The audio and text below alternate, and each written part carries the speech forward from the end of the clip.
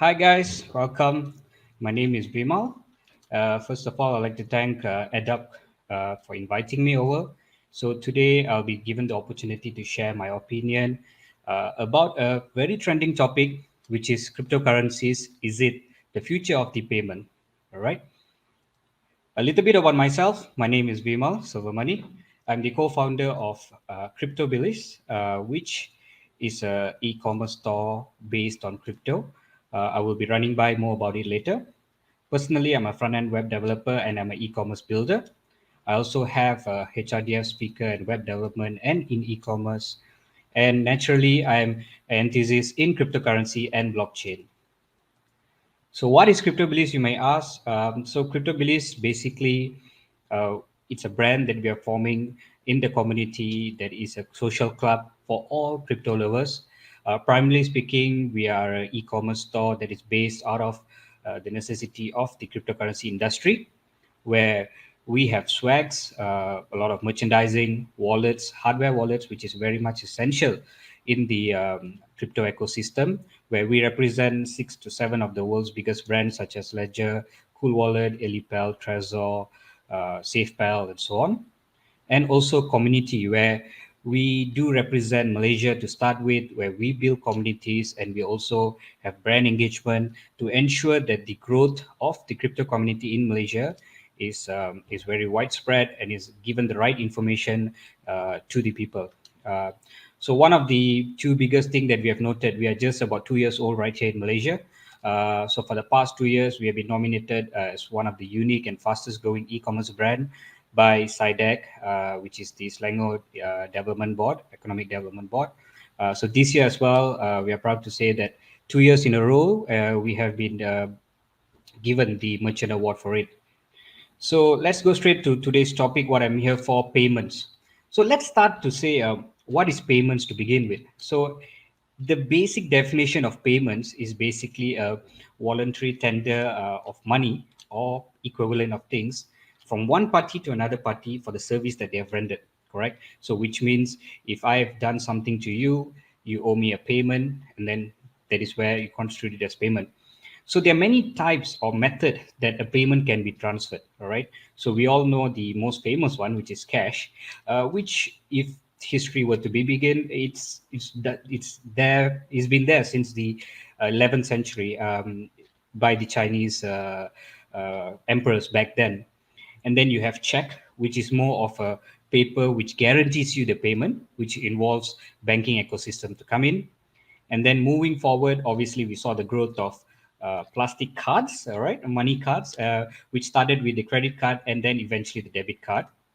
And furthermore down the line towards the 2000s, we started having mobile payments where the development of apps and e-money enable people to transfer money via the use of mobile phone.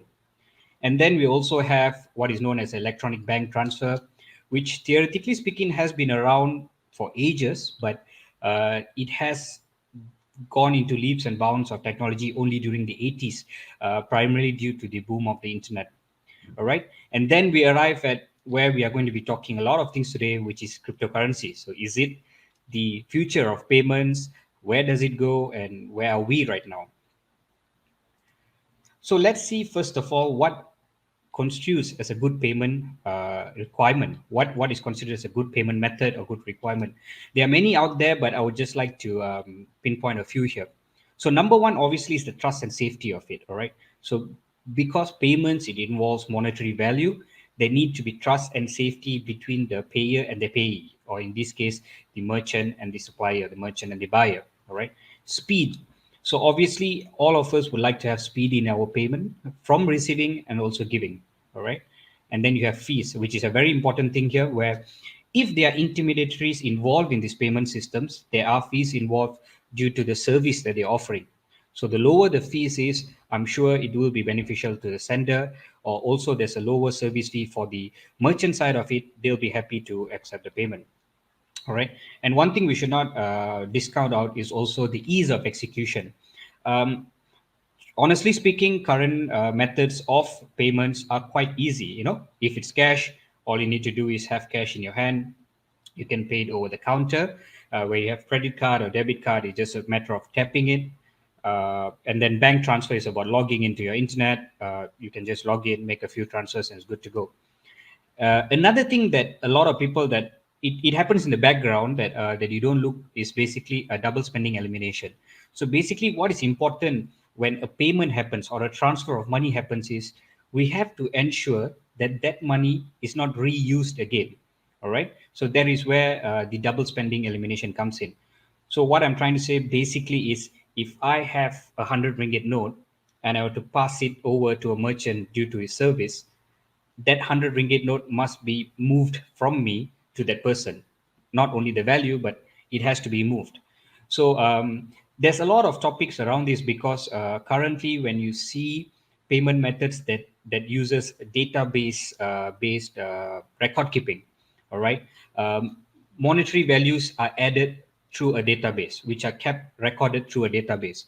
So the primary question is what will happen if this database is hacked, or what happens if this database is not well guarded. All right. So theoretically speaking, anyone with control of access of this database can print money or add value or remove value without affecting the outcome of it. So which is something that is really bad, that we don't want it to happen. So therefore all payment methods must have a very good system in place to eliminate double spending. So as the slides here, you can see pretty much these are the most of the payment methods or payment providers that is in the world right now. Most of it is available here as well in Malaysia. So as you can see, primarily is Visa, Master, and so on and so forth. Slowly, we are having the adaptation of cryptocurrency. Obviously, it started with Bitcoin being accepted, and then a whole slew of other cryptocurrencies as well. All right. So cryptocurrencies as payment per se. So let's see how it all started. Earlier, I think we have explained about the timeline for the method of payments, where you have cash that have even started in the 11th century, so on and so forth. So as far as cryptocurrency to begin as a payment, uh, the history goes actually in a fun way rather, where the first ever Bitcoin payment, which financial payment that can be considered as a transfer of money, was actually done on May 25th, 2010, which is widely known as the Bitcoin Pizza Day. All right. So a good gentleman named Laszlo, what he did was he transferred 10,000 Bitcoin for two pizzas for 25 USD. So theoretically speaking, that was the first method of payment that was done via cryptocurrency. In return, it also gave value for Bitcoin at that particular point of time, which is 10,000 Bitcoin was equivalent to 25 US dollars. So that started the entire acceptance of cryptocurrency as payments, where people put their value towards a cryptocurrency, and you have two parties accepting that they are transferring value, which is meaning of payments between two parties. All right. And then slowly there was slight growth towards it. All right. So then you saw the adaptation of Litecoin, which is basically a fork out of Bitcoin, because you have a community that felt Bitcoin, although it's been cool and good and all that, it has some shortcomings when it comes to payment. Primarily speaking, it is slower. All right. Um, and the technology itself was kind of old comparatively. So he came up with Litecoin, where you have a faster transaction time, cheaper fees, and so on. Which the idea of Litecoin was to make it as a payment method. All right, and then move a few more years later, you have something what is known like a Ripple network, which is quite a famous payment cryptocurrency payment technology that is available right now. Um, Obviously, there are a lot of banks that are utilizing Ripple network at the back. Most of you might know Ripple as the token that is being represented by, which is XRP, but the technology behind it, which is the Ripple network, which is also used by banks to ensure that international transaction and remittance move fast and swiftly. In fact, even our local banks such as CIMB utilizes Ripple network. So these are I would say, the timeline of development of accepting cryptocurrencies as payment or as a transfer method. But let's see what is stopping them for widespread adoption. All right. So crypto itself has a few limitations, let it be technological or regulatory roadblocks. So number one is obviously volatility. All right. So price itself, Bitcoin price or cryptocurrency price are very volatile to begin with. So hence, it's not a right form of method to be used as a payment. All right. So number two, which is obviously tightly tied to the next point, which is it is still a speculative asset. So, which means speaking, if you have a Bitcoin right now, or if you have some Bitcoin right now, or Ethereum, or any other form of cryptocurrency, you rather keep it as a speculative asset because you expect the price to double or triple in the future to have it as a saving. So, not many people would like to use it as a form of payment to purchase services or goods and so on and so forth. All right. The next thing is the technical knowledge. There is a very steep technical knowledge curve for cryptocurrency to be adopted. The usage of cryptocurrency as basic itself. So, for example, one of the most basic requirement for you to enter cryptocurrency is the use of wallets. All right. Um, Although the ability to create a wallet has become easier over time, it is still comparatively hard uh, compared to a normal e-wallet, which you just need to download and key in your details, right? Whereas in the crypto side of it, the crypto wallet, you need to know what is your secret key, your private key, your public key, so on and so forth. So there is a steep knowledge needed, which hinders a good adaptation of to use cryptocurrency as payment. Another thing is merchant acceptance. So we in CryptoBliss as well, we do accept a very small amount of crypto payments that is coming to us. We do have our own payment gateway that we accept crypto as payments for our services and of our goods. So merchant acceptance is where the merchant should understand what is cryptocurrency first of all in order to accept crypto. All right. Um, so which means there is a roadblock for merchant to accept crypto as a payment. There's also a technological accept limitation to accept because they do need to have the right service or the right solution in order to receive these assets. All right. The next two things you go are kind of hand in hand, which is taxation and regulatory. Obviously, there's a lot of countries that are beginning to adopt crypto as form of payments, or even in some countries they accept it as a legitimate currency itself. And then you also have the taxation authority of these countries preparing their own framework of how do you report transactions or how do you declare taxes and so on and so forth. In fact, as early as a month back or 3 weeks back, our very own LHDN did come up with their own framework on how do you declare crypto payments as part of a taxation. In fact, either whether you're holding it as an asset or even if you use it as payments. All right. The next one is a very important thing that I like to highlight here is basically the financial circular flow. So, what is a financial circular flow? Basically, like how we go in the current native financial circular flow is where somebody earns the money. All right, they earn money and then they spend it back to service or to goods, and the money will flow in the circulation, which means the user will pass the money to the supplier will probably spend some money to buy new goods, and then it comes back into a circle where the user needs to earn some money and so on and so forth. So whereas in the crypto circle, this financial circular flow, I feel it is not complete. All right, where earnings, especially the first part of this entire circle, which is the earnings, is not widely adopted yet. Although we do have heard about people are being paid in crypto or being partially paid in crypto, this is something that is very new and is I would still consider it to be in an experimental stage.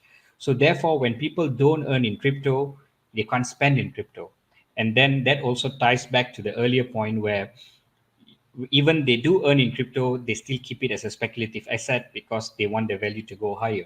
So that literally stops the financial circular flow in order to adapt cryptocurrency as a form of payment. And the last and most, I think the most strong one here is the mentality. So there is being a new form of financial asset. Crypto itself is something that day to day it's undergoing adaptation, acceptance, and all these words by the community.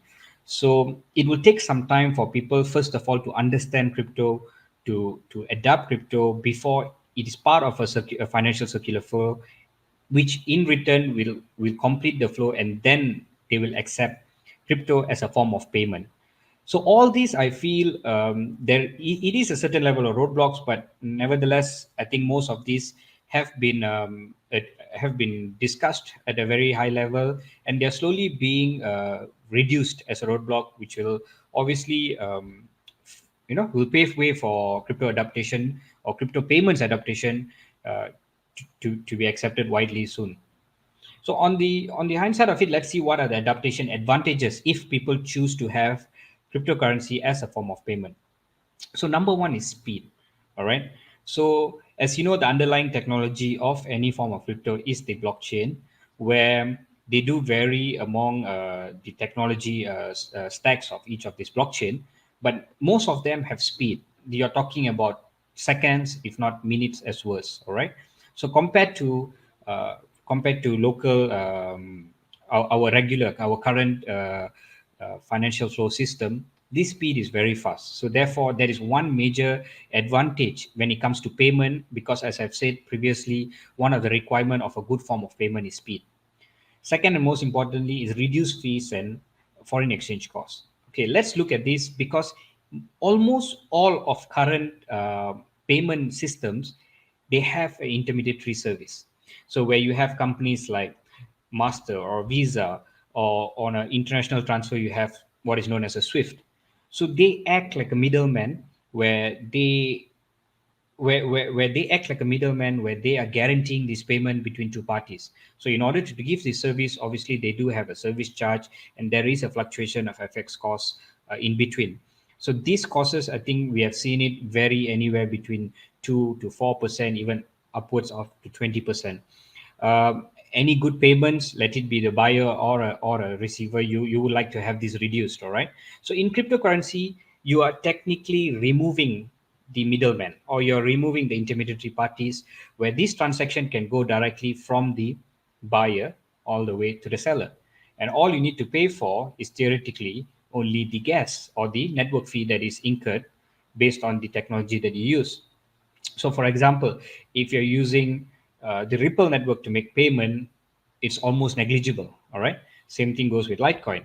So obviously, where you it depends on which particular cryptocurrency that is will be adopted moving forward. There might be some new technologies coming forward, which this the cryptocurrency side is growing.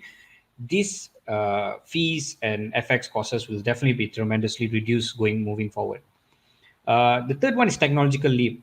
All right. So as we all know, technology is something that grows not by the year or not by the month. It's probably growing by the hour.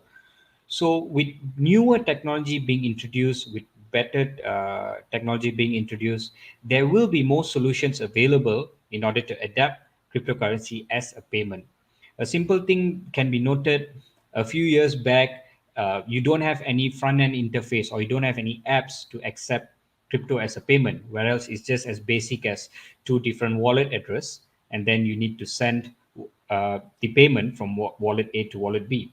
Although that does the job, but through technology we are able to have applications, and applications on mobile or applications on website, that will enable public to utilize, to just download these, install these apps, or install these solutions on their PC, which will enable the payment to look much more smooth. So you have a front end where you can have a good price display, for example. You have the ability for merchants to control the fees, and so on and so forth. So this thing is something important. Regulatory. Okay, if you have seen, I've noted regulatory both as a roadblock and as an advantage, right? Because what I'm saying is, although it is a roadblock to begin with, there is also regulatory in certain countries that are moving really forward, that are accepting cryptocurrency as part of their ecosystem, where frameworks are being developed, where rules and regulations are being developed across it. In fact, right now, as you speak, even in Malaysia, I would believe the government or the regulatory bodies are doing such a great job in order to have a framework around it, which will further propel the adaptation of cryptocurrency, and in return to use it as a method of crypto payment. Uh, okay, the other two I would say is basically where the security itself comes in, and tracking and tracing. So all this is basically down to the, as I said, the underlying technology of cryptocurrency, which is the blockchain. So very easily put, I think blockchain by itself has the ability to have track traceability and tracking. So where people, you'll be able to track your payments, you'll be able to track the sender, receiver, so on and so forth. And as far as security, where, as I mentioned earlier, it is not something that is stored in a centralized database where something can go lost or you can add on value to it, and so on and so forth. So these two things is basically at the bottom layer, where as far as a normal user is concerned, probably you won't see that happening, which is good, because all you need to do is just experience the rest of it as speed, reduce fees, and so on, where you'll just experience this and let the blockchain layer at the bottom take care of the other two parts of it. Okay, so a simple example, as you can see, there are some early adaptation that's already ongoing. I would personally call them experiments right now, because although this news is good to be heard in the crypto industry, they are still experiments, as they themselves are probably studying customer behavior, and they are understanding how the ecosystem of cryptocurrency itself works. So to name a few is, obviously you have seen recently, Google has selected the exchange Coinbase as a provider for their payment methods. Apple is in talks to have crypto payments by end of the year. And obviously Tesla is famous with his founder Elon Musk to have accepted Dogecoin. And we also have giants such as PayPal and Microsoft to adopt cryptocurrencies. So this will just further propel the adaptation, where as far as the normal and regular users are concerned, when they hear big names are getting involved with it, they do know that these guys have spent money, they have researched about it, and they probably feel it's the right time to move on to introduce cryptocurrency as part of their payment as well. uh, Although all that said and done, I would say these are all in experiment stages, because we also have heard them removing or adding on the services as time move on, and so on. So where are we heading here from now? So I would honestly say it. We are in the early stage of the growth, because as you can see, let's take for example the US itself as a comparison factor, because as you know, US probably has the highest rate of crypto adopters in the world. So reason numbers, and these numbers are all just available on the websites. As you can compare what is on the right and left, you can see clearly crypto is a very early stage. In fact, they're just expecting over 5 million plus users to be using crypto as form of payment over the next year. Whereas if you're talking about your regular mobile transfer, that means using NFC, Visa, and so on, you're looking the numbers to be in the hundreds of million. So, but although that's said and done, this is a good sign, because everything needs to start somewhere. The adaptation curve is growing. So personally feel you can see these numbers doubling up or tripling up over the years as the technology leap itself follows on through. All right. So one more bigger thing that you need to see is crypto payments itself. It is not a singular party involvement. All right, so it is a whole set of ecosystem that is need to be built, or is being built behind this. To start with, what do we see on the top end is just two different parties, which is the merchants and the retailers, and so on and so forth. But there is a whole set of supporting ecosystem that is being built behind this. All right, so to say a few is, for example, as I said earlier, you have developers who are doing mobile application, web-based application, online systems, so on and so forth. You have crypto custody services who have to enable payment, who manage these assets, most likely on behalf of the merchants. And then you do have tokenization of cryptocurrency, where you have things like payment tokens being introduced, issuance of new cryptocurrency for the method of payment. And then you have merchant services. So merchant services meaning industry that are onboarding these customers, so you need to have those services up in place. And then you also have the bottom core processing, where you have all the way from your customer onboarding, your adaptation, KYCs, your fiat to crypto processing, your dispute handling, liquidity surviving, and all that. So there are a lot of things below the crypto payment layer itself that you see. All right. So it is not it is not something that as easy as although on the front end is as easy as transferring crypto from party A to party B. But for adaptation to happen, you need all of this to be in place for crypto to be accepted as a payment. So before I part, what will be my personal opinion is we are on the right stage. I think it is being crypto as a payment is being widely accepted right now. But at the same time, we need to have a bigger ecosystem that is being built, or this ecosystem has to be stable before it can be adopted worldwide. Will I see it replace the current payment method? Personally speaking, probably not. I would say it will definitely coexist with the current payment method. It will be a choice of people whether they want to use crypto or the regular payment method. And just to recap, as I said, probably it will take time for cryptocurrency itself to to establish itself as a prominent asset before it can be used as a payment. All right. So that would be it for now for me, from Vimal. Again, my name is Vimal. I'm from Crypto Billies. So let's play our part in order to make crypto adaptation to be something widespread, and hopefully we can see more crypto payments being accepted, like it be as an experiment or probably later on as part of your daily life. All right. So first, I would like to thank Adapt for having me over. Hope to see you guys next year. Thank you. Ciao.